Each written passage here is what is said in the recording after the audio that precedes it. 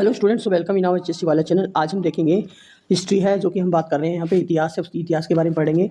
और ये सारे के सारे क्वेश्चन हैं वो सारे प्रीवियस ईयर ही है, ठीक है ना। जो एचएससी के जो भी एग्जाम हुए सारे एग्जाम में पूछे गए यहाँ पे, ठीक है। तो पहला टॉपिक हमारा क्या है यहाँ पे,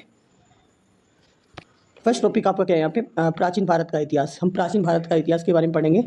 इसमें टोटल क्वेश्चन क्या है, फर्स्ट से लेके कितने क्वेश्चन यहाँ पे, ठीक है, एक बार देख लेते हैं और सारे कंप्लीट करेंगे यहाँ पे, ठीक है। और एक ही वीडियो मिलेंगे यहाँ पे। ये आप लोगों को भारत का जो प्राचीन इतिहास है वो लगभग इसके कितने क्वेश्चन हैं देखते हैं अभी।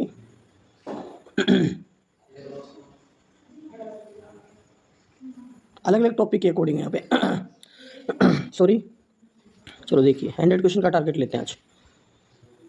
देखो पहला क्वेश्चन रोग ऐतिहासिक काल है। इसमें क्वेश्चन आए थे, 2 क्वेश्चन आए थे यहाँ पे। आदि मानव ने सबसे पहले है वो यह सीखा था, क्या सीखा था, आग उत्पन्न करना। आदि मानव ने सबसे पहले आग जलाने की कला की खोज की थी। ऐसा माना जाता है कि पूर्व पाषाण काल में पत्थरों को आपस में रगड़ने से आग का आविष्कार हुआ होगा। क्वेश्चन नंबर 2 क्या है यहाँ पे, भारत में पाया गया पहला पाषाणकालीन स्थान कौन सा है, कौन सा यहाँ पे, वह है यहाँ पे सोहन नदी बेसिन है। सिंधु नदी की सहायक नदी सोहन नदी है। सिंधु नदी की कौन सी नदी यहाँ पे, सहायक नदी यहाँ पे सोहन नदी है। यह वर्तमान में पाकिस्तान में है। सोहन नदी संस्कृति में भारतीय परंपरा के पुरापाषाणकालीन उपकरण प्राप्त होते हैं। सोहन नदी घाटी संस्कृति को भारत में निम्न पुरापाषाण काल का आदि चरण कहते हैं, क्योंकि इसे सर्वप्रथम इसी काल में भारत में पाषाणकालीन स्थल पाए गए थे। अब है सिंधु सभ्यता। सिंधु सभ्यता के बारे में देखिए। हरियाणा का हाकरा सभ्यता की पहली उत्खनन स्थल है यहाँ पे, वो यहाँ पे कहाँ है, यहाँ पे अप्रयासित है। क्या है यहाँ पे, अप्रयासित, ठीक है ना। हाकरा कल्चर है वो हरियाणा में, वो एग्जीक्यूटेड किया गया है यहाँ पे, ठीक है ना। ओके, वो यहाँ पे अप्रयासित है, ठीक है। इनमें से कोई भी नहीं है। पूरा कुणाल हरियाणा का हाकरा सभ्यता की पहली उत्खनित स्थल है। इस स्थल की खोज 1981 में हुई थी। इसका उत्खनन है 1986 में से हुआ था, ठीक है। अब आता है सिंधु घाटी सभ्यता की। इस अवधि में किस अवधि की सिंधु घाटी सभ्यता है, वो 2500 से 1750 ईसा पूर्व। सिंधु घाटी सभ्यता ऑप्शन सी राइट हो जाएगा इसका। सिंधु घाटी सभ्यता जिसे हड़प्पा सभ्यता के नाम से जाना जाता है, यह कांस्य युग की सभ्यता थी जो लगभग 2500 से 1750 तक अस्तित्व में थी। यह काल निर्धारण डीपी अग्रवाल ने कार्बन 14 तिथि निर्धारण द्वारा बताया यहाँ पे। अगला क्वेश्चन क्या है, क्वेश्चन नंबर 5 है, निम्न में से किस तरह से हड़प्पा के विभिन्न स्थलों में समानता पाई जाती है, तो किसके कारण होती, मोहरों की प्राप्ति के मामले में हड़प्पा में विभिन्न स्थलों की मोहरों में समानता पाई जाती है। मोहरों पर चित्र लगभग एक जैसे होते हैं, जिनको शायद व्यापार करने में प्रयोग लाया जाता था। क्वेश्चन नंबर 6 है यहाँ पे, निम्न में से किसकी पूजा हड़प्पा के लोगों को द्वारा नहीं की जाती थी, वो यहाँ पे विष्णु की, ठीक है। और सारे किए जाते थे। हड़प्पा वासियों द्वारा विष्णु की आराधना नहीं की जाती थी। हड़प्पा सभ्यता के लोग पशुपति, शिव, मातृ देवी, वृषभ, नाग, पीपल आदि की पूजा आराधना करते थे। इस सभ्यता में मातृ शक्ति की पूजा स्वप्रधान थी, जिसका परिणाम अधिक संख्या में नारी की मरण मूर्तियों की प्राप्ति है। यहाँ से प्राप्त एक मोहर में स्त्री के गर्भ से एक पौधा निकलता हुआ दिखाया गया है, जो संभवतः पृथ्वी देवी की प्रतिमा जनन चक्र का प्रतीक है। नेक्स्ट है क्वेश्चन नंबर 7, इनमें से कौन सा है वो भारत में सबसे बड़ा हड़प्पा स्थल है, वो आता आपका राखीगढ़ी है। कहाँ, राखीगढ़ी भारत में सबसे बड़ा हड़प्पा स्थल है जो 500 हेक्टेयर क्षेत्र में फैला हुआ है। राखीगढ़ी हरियाणा के हिसार जिले में स्थित है। कौन सा क्या है यहाँ पे, राखीगढ़ी है, ठीक है। इसे पूर्व हड़प्पा सभ्यता बस्ती स्थल के रूप में भी जाना जाता है। यह स्थल घग्गर नदी के तट पर स्थित है। इस स्थल की खोज वर्ष 1959 में सूरजभान ने की थी। क्वेश्चन नंबर 8 है, निम्नलिखित में से जिलों में किसमें हड़प्पा सभ्यता का राखीगढ़ी स्थल खोदा गया था, यहाँ पे ऑप्शन सी राइट हो जाएगा, हिसार। क्या आएगा, हिसार, ठीक है। राखीगढ़ी स्थल खोदा गया यहाँ पे हिसार में, ठीक है ना। क्वेश्चन 9 है, निम्न में से कौन सा स्थल हड़प्पा संस्कृति का स्थल नहीं है, तो यहाँ पे 9 में क्या आएगा आपका, फरीदाबाद, ठीक है ना। तो यहाँ पे वो सारे आते हैं। फरीदाबाद हड़प्पा संस्कृति का स्थल नहीं है। राखीगढ़ी, बनावली, दौलतपुर, राखीगढ़ी है, बनावली है और दौलतपुर तीनों हरियाणा राज्य में स्थित हैं तथा तथा इनका संबंध हड़प्पा सभ्यता से है। मोहनजोदड़ो से प्राप्त सबसे महत्वपूर्ण संरचना विशाल या महान स्नानागार है। क्वेश्चन नंबर 10 क्या है, मोहनजोदड़ो में मिली सबसे महत्वपूर्ण संरचना कौन सी थी यहाँ पे? ऑप्शन सी राइट हो जाएगा, महान स्नानागार है, ठीक है, वो राइट हो जाएगा। क्वेश्चन नंबर 11 क्या है, निम्न में से कौन सी धातु है वो सिंधु घाटी सभ्यता के लोगों को ज्ञात नहीं थी? वो ये लोहा है, ऑप्शन बी राइट हो जाएगा। लोहे का उनको ज्ञान ही नहीं था, ये लोहा भी होता है, ठीक है। सिंधु घाटी सभ्यता के लोगों को तांबा, चांदी, तांबा है, सोना है, चांदी है, टिन है और गोमेज है, लाजवर्द एवं सीसा का ज्ञान था, जबकि लोहा धातु से अपरिचित, मतलब लोहा जो धातु है उसके अपरिचित थे वो। आर्यों द्वारा खोजी गई धातु लोहा थी, जिसे श्याम आईएस कहा जाता है। क्वेश्चन नंबर 12 है, निम्न में से कौन सा स्थल पूर्व हड़प्पा संस्कृति का साक्षी है? ऑप्शन सी हो जाएगा, दोनों मिठातल और नौरंगाबाद। क्वेश्चन नंबर यहाँ पे देखिए, यहाँ पे इसका जो आंसर आएगा ऑप्शन सी राइट हो जाएगा। नौरंगाबाद और मिठातल दोनों ही हड़प्पा संस्कृति का साक्षी रहा है। यहाँ से खुदाई से प्राप्त हुई ऐसी वस्तुएं हड़प्पा कालीन प्राप्त हुई है। क्वेश्चन नंबर 13 है, सिंधु घाटी की सभ्यता का विशाल स्नानागार ग्रेट बाथ कहा जाता है? किसको कहा जाता है? मोहनजोदड़ो कहा जाता है। सिंधु घाटी सभ्यता का विशाल स्नानागार है, मोहनजोदड़ो में स्थित है। यहाँ से एक सील पर तीन मुख वाले देवता जो पशुपतिनाथ की मूर्ति भी थी मिली है। मोहनजोदड़ो पाकिस्तान के सिंध प्रांत के लरकाना जिले में सिंधु नदी के किनारे स्थित है। इसका उत्खनन 1922 में राखलदास बनर्जी ने किया था। किसने किया था? राखलदास बनर्जी ने। कब किया था? 1922 में किया था। क्वेश्चन नंबर 14 यहाँ पे क्या है, सिंधु सभ्यता के अवशेषों हेतु प्रसिद्ध मिठातल अवस्थित है यहाँ पे? ऑप्शन सी भिवानी जिले में। सिंधु सभ्यता के अवशेषों हेतु प्रसिद्ध मिठातल अवस्थित है यहाँ पे, कहाँ पे है? भिवानी जिले में है। मिठातल गांव में खुदाई 1968 से 1973 और 1980 से 1986 से पूर्व हड़प्पा और हड़प्पा संस्कृति के साक्ष्य मिले हैं। भिवानी शहर से लगभग 10 किलोमीटर पूर्व में नौरंगाबाद गांव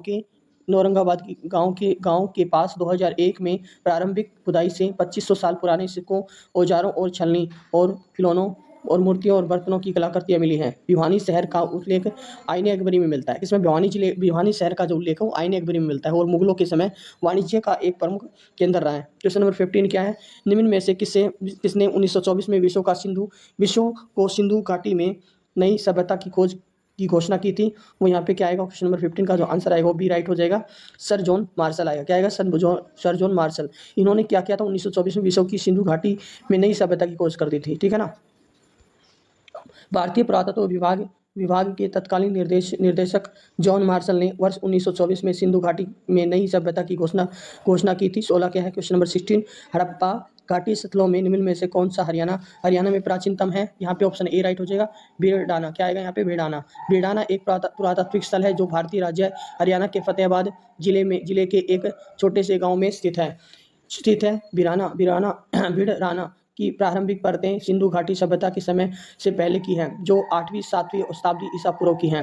क्वेश्चन 17 क्या है, 5000 साल पुरानी सिंधु घाटी सभ्यता वर्तमान दिनों के डैश जिले में स्थित है। यहाँ पे किस जिले में स्थित है? 5000 साल पुरानी सिंधु घाटी सभ्यता वर्तमान में कहाँ पर स्थित है? यहाँ पे हिसार में है। 5000 साल पुरानी जो सिंधु घाटी सभ्यता हरियाणा में राखीगढ़ी में स्थित है। राखीगढ़ी कहाँ पे है? हिसार में है, जो हरियाणा के हिसार जिले में पड़ता है। राखीगढ़ी को सिंधु घाटी सभ्यता का सबसे बड़ा स्थल माना जाता है, ठीक है। क्वेश्चन 18 है, हड़प्पा सभ्यता की खुदाई के दौरान राजा का मुकुट कहाँ पाया गया था? यहाँ पे वो पाया गया था कुणाल, जो कि कुणाल है कहाँ पे? अब पढ़ेंगे यहाँ पे। हड़प्पा सभ्यता की खुदाई के दौरान राजा का मुकुट हरियाणा के फतेहाबाद के कुणाल मतलब कुषाण क्या है? यहाँ पे कुणाल है। कुणाल मतलब यहाँ पे क्या है? कुणाल गाँव में पाया गया था। बनावली, राखीगढ़ी, अग्रोहा भी हरियाणा में सिंधु घाटी सभ्यता के स्थल है। क्वेश्चन नंबर 19 क्या है, 3 सहस्त्राब्दी ईसा पूर्व के पूर्व हड़प्पन नगरीकरण से संबंधित सजावटी आकार और शिल्प की एक विस्तृत श्रृंखला के साथ मिट्टी के बर्तन बनाने में कुशल थे यहाँ पे बनावली। 3 मतलब सहस्त्राब्दी ईसा पूर्व के पूर्व हड़प्पन नगरीकरण से संबंधित बनावली सजावटी आकार और शिल्प की एक विस्तृत श्रृंखला के साथ मिट्टी के बर्तन बनाने में कुशल थे। बनावली है वो सभ्यता स्थल वर्तमान में फतेहाबाद जनपद में स्थित है। पूर्व में हिसार जनपद में था। वर्ष 1973 और 74 में आर.एस. विस्ट द्वारा इस स्थल का उत्खनन करवाया गया था। यहाँ से सिंधु संस्कृति के 3 स्तर प्रकाश में आए हैं। एक सेंधव, विकसित सेंधव और उत्तर सेंधव। यहाँ से मोहरे, बटखरे और लाजवर्द और कार्वेलियन के मन के हल की आकृति तांबे के बापण बाणाग्र आदि के साक्ष्य मिले हैं। क्वेश्चन 20 क्या है, परिपक्व हड़प्पा सभ्यता तथा यथा सिंधु घाटी सभ्यता के अधिकतर स्थल के आर्द्र तल के साथ पाए जाते हैं। यहाँ पे गग्गर हाकरा नदी। सिंधु घाटी सभ्यता के अधिकतर स्थल है वो गग्गर हाकरा नदी प्राचीनतम सरस्वती के तट पर पाए गए थे। यह सभ्यता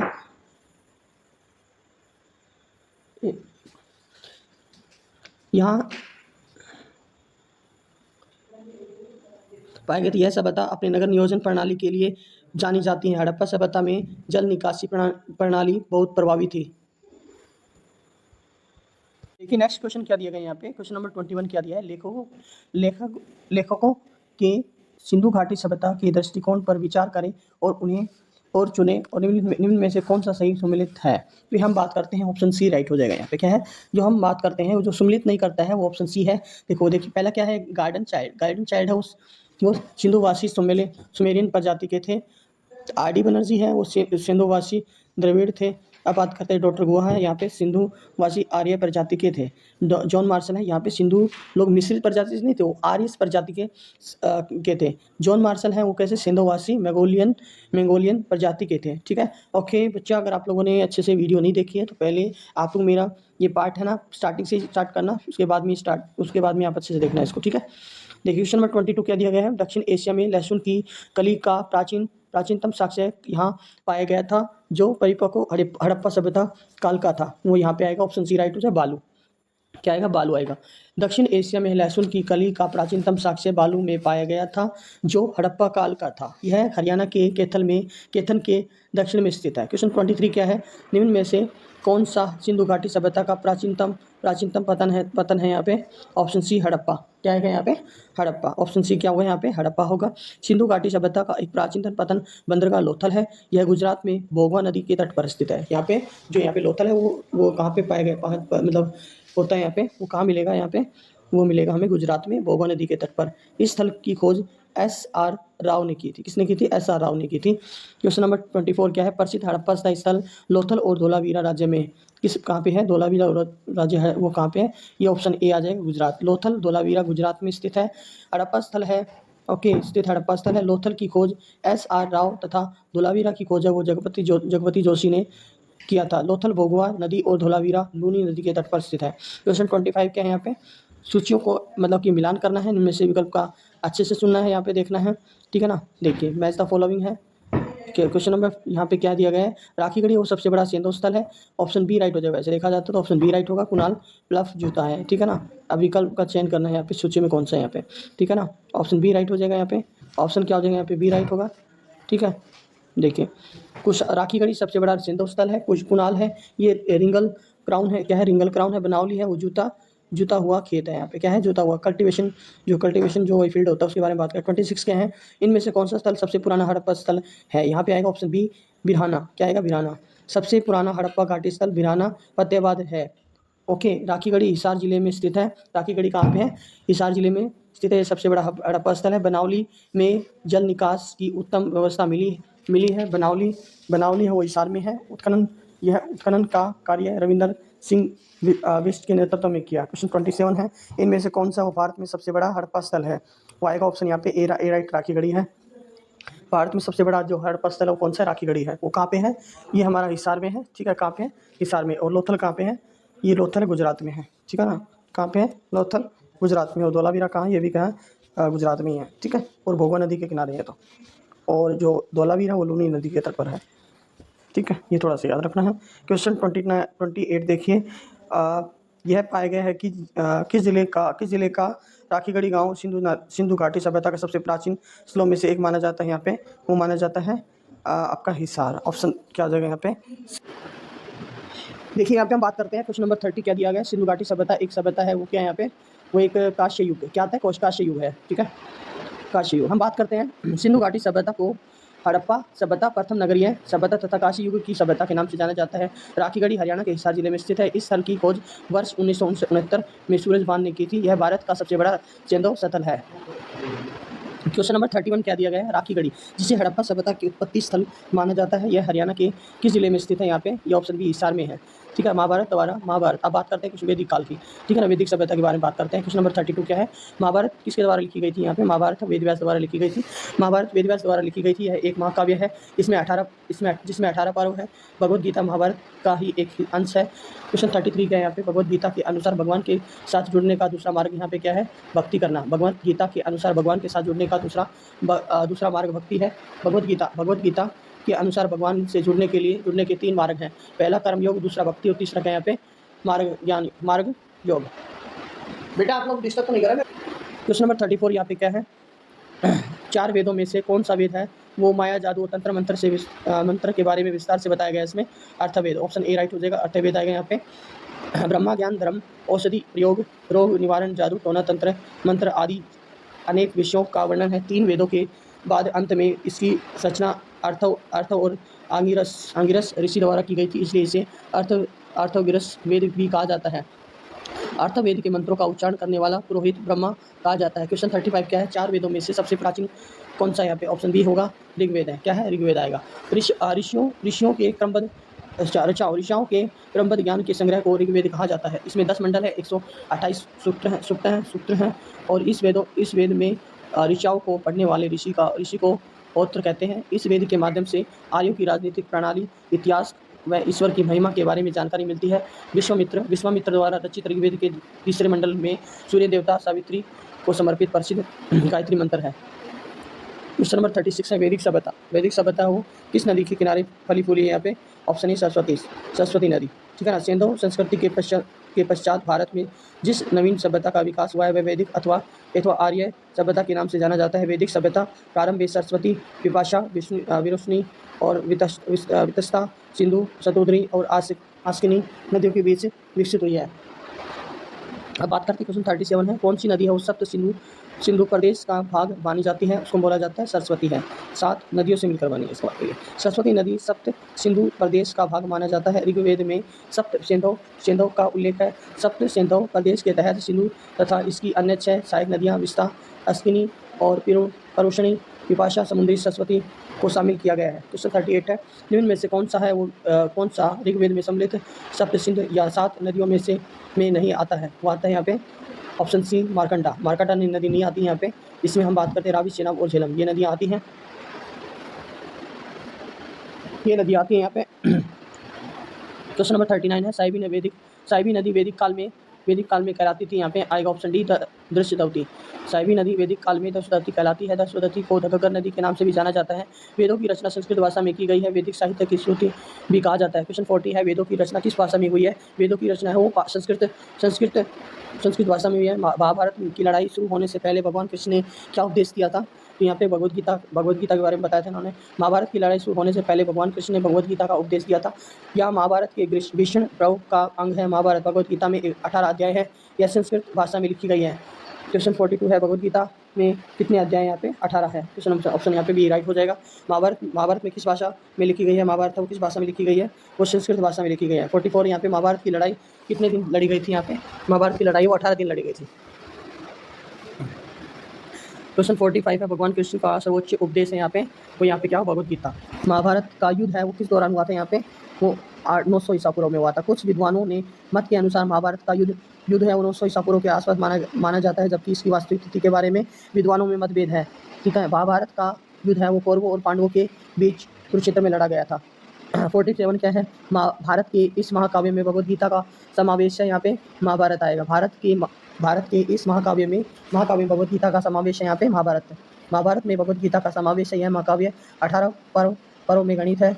इसकी रचना महर्षि वेदव्यास ने की थी। क्वेश्चन 48 है, सिरसा जिले का प्राचीन नाम था सरिस्का, जिसका उल्लेख निम्न में से मिलता है। वो आता है हमारा सभी में महाभारत में अष्टाध्यायी और दिव्यदान। सिरसा जिले का प्राचीन नाम सरिस्का और जिसका उल्लेख महाभारत अष्टाध्यायी तथा दिव्यदान इन सभी में है। कुरुक्षेत्र। क्वेश्चन नंबर 49 क्या है, कुरुक्षेत्र को धर्म क्षेत्र किस ग्रंथ में बताया गया? यहाँ पे ऑप्शन ए भगवत गीता में। कुरुक्षेत्र को धर्म क्षेत्र किस ग्रंथ में बताया गया? यहाँ पे भगवत गीता में बताया गया। भगवत गीता के प्रथम श्लोक में कुरुक्षेत्र को धर्म क्षेत्र कहा जाता है। क्वेश्चन नंबर 49 देखिए, यहाँ पे कुरुक्षेत्र को धर्म क्षेत्र किस ग्रंथ में बताया गया? यहाँ पे भगवत गीता में बताया गया है।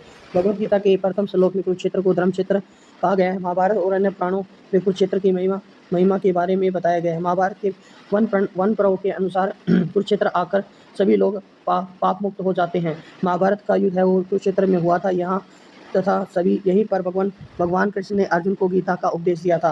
क्वेश्चन 50, तक्षशिला के उस सर्वाधिक विद्वान व्यक्ति का नाम बताइए जिसने संस्कृत भाषा का व्याकरण लिखा है यहाँ पे। Option B Panini. तक्षशिला के सर्वाधिक विद्वान व्यक्ति पाणिनि ने संस्कृत भाषा का व्याकरण अष्टाध्यायी नाम से लिखा था। यह संस्कृत की पहली व्याकरण थी। क्वेश्चन 51 कह दिया गया यहाँ पे। अष्टाध्यायी के लेखक थे यहाँ पे आएगा पाणिनि। अष्टाध्यायी के लेखक पाणिनि। यह 8 अध्याय में है। इसकी रचना 4वीं शताब्दी ईसा पूर्व में इसी पर महाकाव्य के रूप में पतंजलि ने पुस्तक लिखी है। क्वेश्चन 52 यहाँ पे देखिए। अष्टाध्यायी किसके द्वारा लिखा गया था यहाँ पे? अष्टाध्यायी है वो वांगभट्ट के द्वारा लिखा गया था। अष्टांग संग्रह की रचयिता वांगभट्ट है। अष्टाध्याय संग्रह आयुर्वेद का प्रसिद्ध ग्रंथ है। अष्टाध्याय संग्रह वो संस्कृत भाषा में लिखी गई है। क्वेश्चन नंबर 53 है महाभारत है वो कहाँ पे लड़ा गया था? कुरुक्षेत्र में लड़ा गया था। महाभारत का युद्ध कुरुक्षेत्र में हरियाणा में लड़ा गया था। महाभारत का युद्ध है वो कौरवों और पांडवों के मध्य लड़ा गया था। क्वेश्चन 54 है हिंदू वर्ण व्यवस्था में किसे सर्वोच्च एवं और सर्वश्रेष्ठ माना जाता है यहाँ पे? ऑप्शन बी गृहस्थ आश्रम। हिंदू व्यवस्था में गृहस्थ आश्रम को सर्वोच्च माना गया है। हिंदू वर्ण व्यवस्था में 4 आश्रम ब्रह्मचर्य, गृहस्थ और वानप्रस्थ और संन्यास आश्रम होते हैं। उपनयन संस्कार क्या होता है यहाँ पे? उपनयन संस्कार है यहाँ पे बच्चे का पवित्र जनेऊ संस्कार। हिंदू धर्म के 16 संस्कारों में से 10वां संस्कार है उपन्यास संस्कार। इसे यज्ञोपवीत या जनेंद्र संस्कार भी कहा जाता है। जनेंद्र में 3 मत सूत्र होते हैं जो ब्रह्मा विष्णु महेश और तीनों को देवता को प्रतीक है। यह संस्कार करने में शिशु को फल, तेज और ऊर्जा की प्राप्ति होती है। क्वेश्चन 56 है हिंदू पुराणों में किसने गणेश जी को गजानन तोड़ा जिससे गणेश जी को एक दंत कहा जाता है यहाँ पे? वो आएगा यहाँ पे परशुराम। एक दंत स्वरूप गजानन को भगवान परशुराम के प्रहार से मिला। पौराणिक कथा के अनुसार शिव जी के परम भक्त परशुराम भोलेनाथ से मिलने आए। उस समय कैलाशपति ध्यानमग्न थे। गणेश ने परशुराम को मिलने से रोक लिया। परशुराम जी ने कहा कि वे हमें मिलने बिना नहीं जाएंगे। जब परशुराम जी का धैर्य टूटा तो दोनों के मध्य भीषण युद्ध हुआ। परशुराम ने गणेश पर शिव जी से प्राप्त परसे से वार किया जिससे उनका एक दांत टूट गया। क्वेश्चन नंबर 57 क्या है? महाभारत में विष्णु का वास्तविक नाम क्या था? वो यहाँ पे आएगा देवव्रत। महाभारत में विष्णु का वास्तविक नाम देवव्रत था। विष्णु महाराजा शांतनु के पुत्र थे। महाराजा शांतनु को पटरानी गंगा की कोख से उत्पन्न हुए थे। विष्णु को इच्छा मृत्यु का वरदान था। क्वेश्चन 58 है प्रसिद्ध महाकाव्य रामायण से सीता नामक चरित्र के जन्म स्थान पर किस कला का विधा का नाम पड़ा है? यहाँ पे मिथिला आएगा। प्रसिद्ध महाकाव्य रामायण में सीता नाम चरित्र के जन्म स्थान पर मिथिला कला विद्या का नाम पड़ा था। मान्यता के अनुसार सीता का जन्म जनकपुर के राजा जनक और सुनयना के घर हुआ था। जनकपुर का प्राचीन नाम है वो मिथिला है तथा विदेह नगरी था। अब बात करते हैं बौद्ध, जैन और भगवान और भागवत एवं शैव धर्म। ठीक है ना। 59 क्या है? बोध गया जहाँ बुद्ध को ज्ञान प्राप्त हुई थी वो कहाँ पे है? यहाँ पे ऑप्शन बी बिहार में है। प्रसिद्ध बौद्ध धार्मिक तीर्थ स्थल बोध गया बिहार राज्य के गया जिले में अवस्थित है। महात्मा बुद्ध को 35 वर्ष की आयु में वैशाख पूर्णिमा के दिन बोध गया में गंजना नदी के तट पर एक वृक्ष के नीचे ज्ञान प्राप्त हुआ। यही वृक्ष बाद में बोधि वृक्ष कहलाया। क्वेश्चन 60 क्या है? मौजिम निकाय और दिव्य वरदान साहित्य में हरियाणा से संबंधित जानकारी वे साहित्य है वो कौन से आते हैं यहाँ पे? वो आते हैं बौद्ध माजिम निकाय और दिव्यदान में बौद्ध धर्म से संबंधित साहित्य है। यह हरियाणा से संबंधित जानकारी है। मौजिम निकाय बौद्ध धर्म ग्रंथों की 5 निकायों में दूसरा निकाय है। मौजिम निकाय मध्यमा आगम से संबंधित है। दिव्यवदान ग्रंथ हिनयान और महायान दोनों शाखाओं में संबंधित है। इसमें बौद्ध कथाओं का संग्रह है। क्वेश्चन 60 क्या है यहाँ पे? मजहिम मौजूद है वो निकाय और दिव्य वदान वदान साहित्य है वो यहाँ पे पाएगा बौद्ध। ईसा पूर्व क्वेश्चन 62 क्या है? 483 ईसा पूर्व प्रथम बौद्ध समिति राजगृह में से उस में हुई उसकी अध्यक्षता ने की थी। यहाँ पे आएगा ऑप्शन बी महाकश्यप। प्रथम बौद्ध संगीत का आयोजन सप्तमणि गुफा राजगिरी में 483 ईसा पूर्व में हुआ। इसकी अध्यक्षता महाकाव्य महाकश्यप ने की थी। इस संगीति का आयोजन अजातशत्रु के शासनकाल में हुआ था। क्वेश्चन 63 के यहाँ पे वर्धमान महावीर का निर्माण है वो कब हुआ था? यहाँ पे 527 ईसा पूर्व में हुआ था। जैन धर्म के 24वें तीर्थंकर महावीर स्वामी का निर्माण है वो निर्माण है वो बिहार राज्य के कुआपुरी 527 ईसा पूर्व में हुआ था।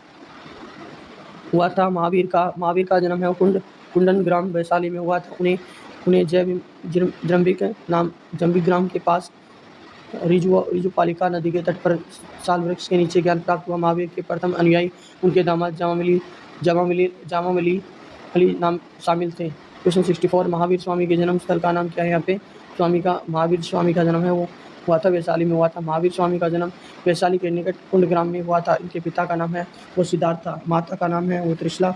और महावीर को 12 वर्षों की कठोर तपस्या के पश्चात ही रिजुपालिका नदी के तट पर साल वृक्ष के नीचे केवल्य प्राप्त हुआ। ज्ञान प्राप्ति के बाद वे केवलविन आर्यजिन तथा निग्रंथ कहलाए।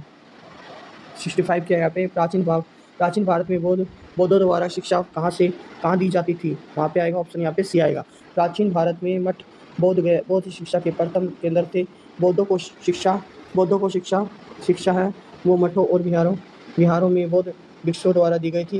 प्रवज्ञा संस्कार बौद्ध संघ में छात्र का प्रवेश कराने के समय होने वाला एक विशेष प्रकार का संस्कार था। क्वेश्चन 66 के यहाँ पे क्वेश्चन 66 आएगा। बुद्ध ने अपने प्रथम प्रवचन कहाँ दिए थे? बुद्ध ने अपने प्रवचन है वो सारनाथ में। बुद्ध ने अपना प्रथम उपदेश सारनाथ में दिया था, जिसे बौद्ध ग्रंथों में धर्मचक्र प्रवर्तन कहा जाता है। बुद्ध ने अपने उपदेश में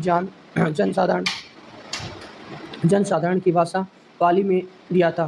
क्वेश्चन 67 के यहाँ पे बौद्ध काल के किन जनपदों में आधुनिक हरियाणा के क्षेत्र शामिल थे? यहाँ पे ए कुरु और पांचाल।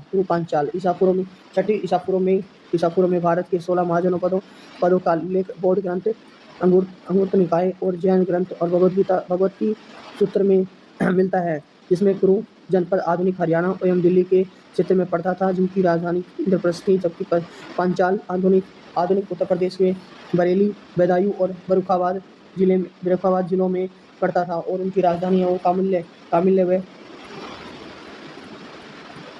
आयु क्षेत्र थे। क्वेश्चन 68 है मतलब इनमें से क्या है वो बौद्ध धर्म के 3 रत्नों का हिस्सा नहीं है? वो कौन सा आते हैं यहाँ पे? अहिंसा तो है नहीं। बुद्ध संघ और धर्म तीनों आते हैं यहाँ पे।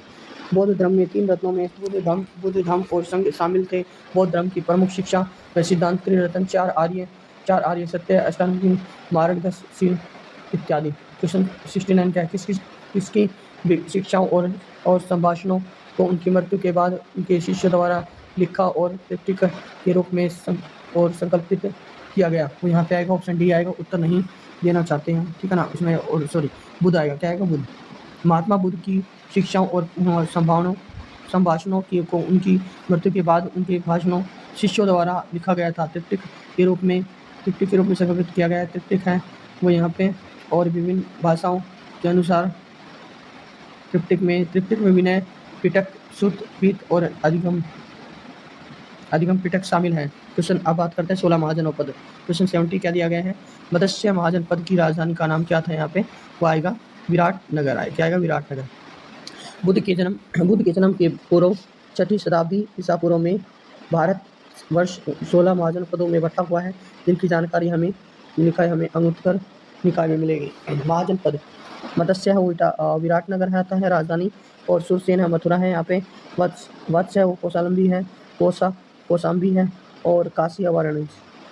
क्वेश्चन 71 अजातशत्रु किसका पुत्र था? यहाँ पे अजातशत्रु है वो बिंबिसार का। अजातशत्रु हर्यक वंश के संस्थापक बिंबिसार का पुत्र था। 429 ईसा पूर्व में अपने पिता की हत्या कर अजातशत्रु कोणिक मगध की गद्दी पर बैठा और वत्सकार अजातशत्रु का मंत्री था।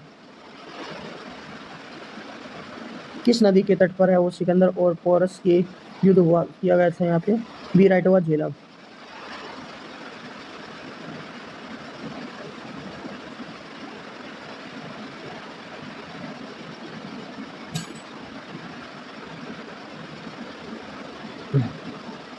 आप देखिए यहाँ पे क्वेश्चन नंबर यहाँ पे 4073 क्या दिया गया है? वह अभिलेख जिसने उड़ीसा, एक मिनट,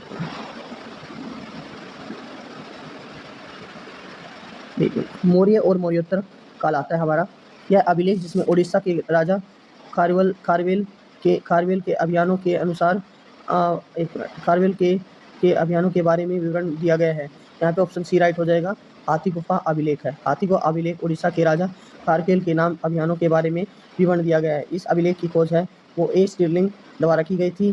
खारवेल उड़ीसा के में कलिंग के राजा थे। नंद वंश के संस्थापक कौन है? नंद वंश के संस्थापक हैं यहाँ पे पद्मानंद है। महापद्मानंद नंद वंश का संस्थापक है पद्मानंद था, जिस इसे सर्वशास्त्र द्वितीय परशुराम कहा जाता है। चंद्रगुप्त मौर्य ने नंद वंश के शासक धनानंद की हत्या कर मौर्य वंश की नींव डाली थी। क्वेश्चन 75 क्या है? सम्राट अशोक किसके पुत्र थे? सम्राट अशोक है वो यहाँ पे किसके पुत्र हैं? ये सम्राट अशोक मौर्य वंश के राजा बिंदुसार के पुत्र थे। अशोक का जन्म 304 ईसा पूर्व में हुआ था। इसने 468 ईसा पूर्व 232 ईसा पूर्व तक शासन किया। 76 क्या है यहाँ पे? सीरिया के सेल्यूकस निकेटर का राजदूत मैगस्थनीज किसके दरबार में आया था? वो चंद्रगुप्त मौर्य। मैगस्थनीज प्रसिद्ध यूनानी इतिहासकार एवं राजनयिक था जो सीरियाई शासक सेल्यूकस निकेटर के राजदूत के रूप में मौर्य वंशी शासक चंद्रगुप्त मौर्य के शासनकाल 322 से यहाँ पे 322 से 298 ईसा पूर्व में उसके दरबार पाटलिपुत्र आया था। उसने अपनी इस भारतीय यात्रा या मौर्यकालीन सामाजिक आर्थिक व्यवस्था का वर्णन अपनी पुस्तक इंडिका में किया है। क्वेश्चन नंबर 77 क्या है यहाँ पे? सम्राट अशोक के साम्राज्य की राजधानी का नाम था क्या था यहाँ पे? क्वेश्चन नंबर इसका आंसर आएगा बी आएगा पाटलिपुत्र। अब बात करते हैं सम्राट अशोक के साम्राज्य की राजधानी पाटलिपुत्र थी। अशोक मौर्य वंश का सबसे प्रसिद्ध शासक था। यह 269 ईसा पूर्व में मगध की राजगद्दी पर बैठा था। राजगद्दी पर बैठते समय अशोक अवंती का राज्यपाल था। अशोक ऐसा पहला शासक था जिसने अभिलेखों द्वारा जनता तक अपने उपदेश पहुंचाने की कोशिश की। अशोक के ज़्यादातर अभिलेख प्राकृत भाषा और ब्राह्मी लिपि में हैं। अशोक ने अपने शासनकाल 8 वर्ष बाद लगभग 261 ईसा पूर्व में कलिंग पर आक्रमण किया। कलिंग युद्ध का वर्णन अशोक के 13वें शिलालेख में मिलता है। अशोक के शासनकाल में मिस्र के राजा फिलाडेल्फस टालेमी थर्ड ने पाटलिपुत्र में डायनोसिस नामक एक राजदूत भेजा था। अशोक ने उपगुप्त नामक बौद्ध भिक्षु से बौद्ध धर्म की दीक्षा ली थी। ठीक है। क्वेश्चन 78 अशोक स्तंभ पर किस लिपि में लिखा गया है? अशोक स्तंभ में किस लिपि में लिखा गया है? यहाँ पे वो लिखा गया है ब्राह्मी। ठीक है ना।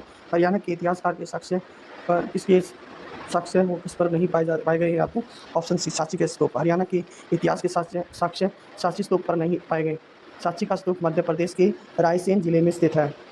सांची स्तूप बौद्ध धर्म के प्रचार की पुष्टि करता है। क्वेश्चन 80 क्या? अशोक के प्रशासन के दौरान बौद्ध धर्म का प्रसार और प्रचार की पुष्टि करता है? वो यहाँ पे आएगा सांची का स्तूप। क्वेश्चन 81 है किसने चंद्रगुप्त मौर्य को मगध का शासन बनने के लिए मार्गदर्शन किया था? यहाँ पे ये कौटिल्य आएगा। क्या आएगा? कौटिल्य। और चंद्रगुप्त मौर्य को मगध का शासक बनने के लिए कौटिल्य ने मार्गदर्शन किया था। कौटिल्य चंद्रगुप्त मौर्य का प्रधानमंत्री और प्रधान पुरोहित था।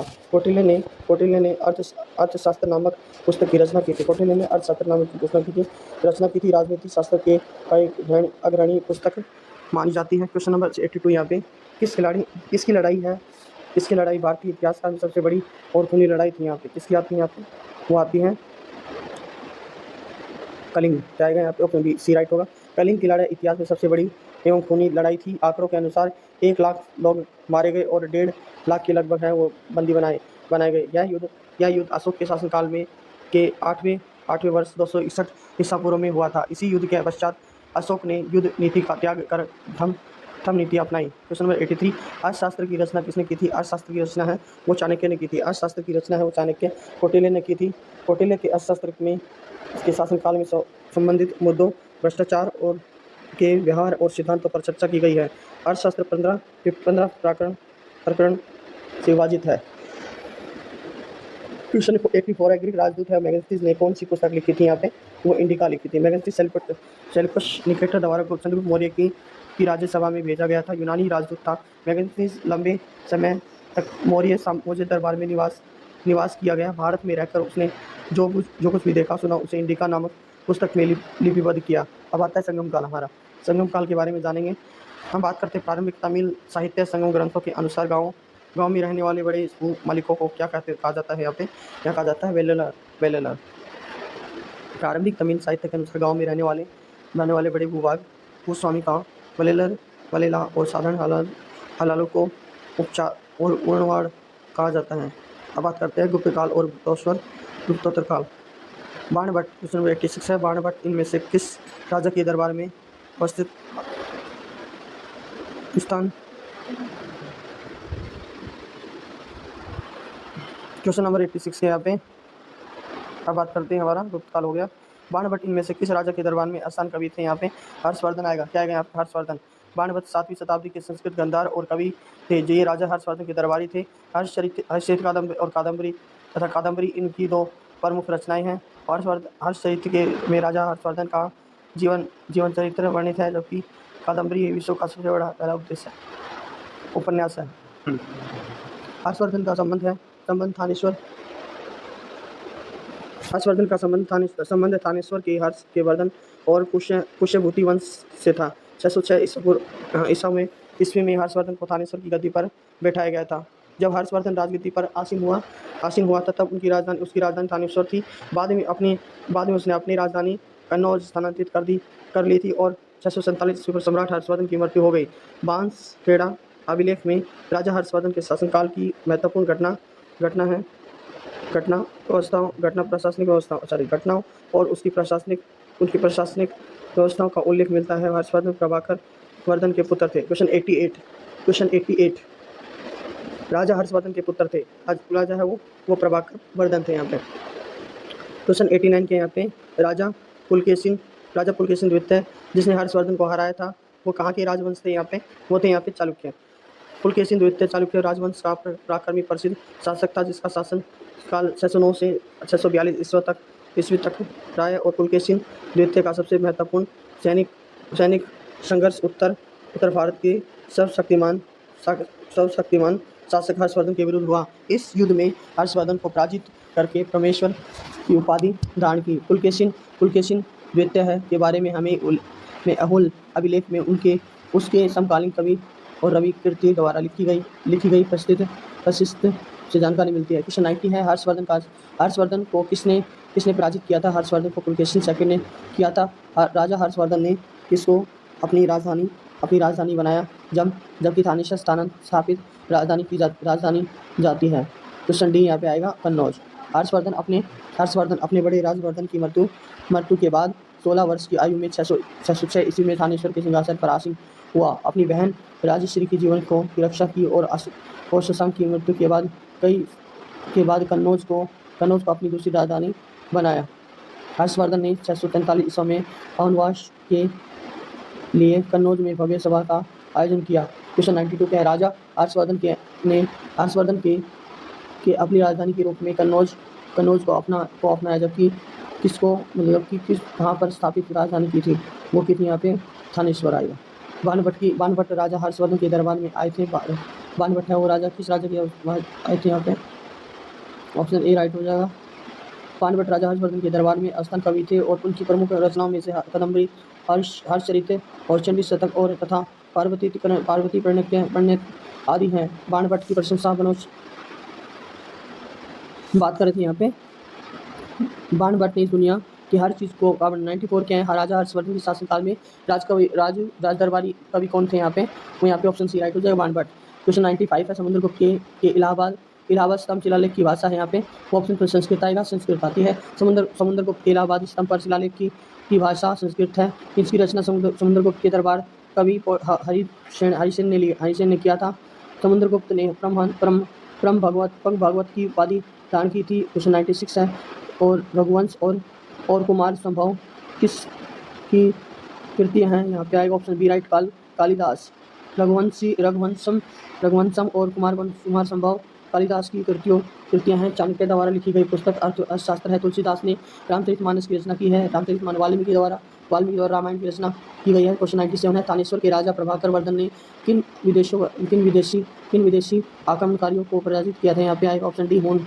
पंजाब और हुनों के साथ है वो प्रभाकर वर्धन का युद्ध हुआ और यह हुनों के साथ युद्ध करने के लिए उपरापत भेजा गया था, जहाँ पर उपरापत से तात्पर्य पश्चिमी उत्तर सीमा प्रांत के प्रदेशों से है। क्वेश्चन 98, इलाहाबाद स्तंभ शिलालेख में किसकी उपाधियाँ दर्ज की गई हैं? यहाँ पे इलाहाबाद स्तंभ शिलालेख में समुद्रगुप्त की उपलब्धियाँ दर्ज की गई हैं।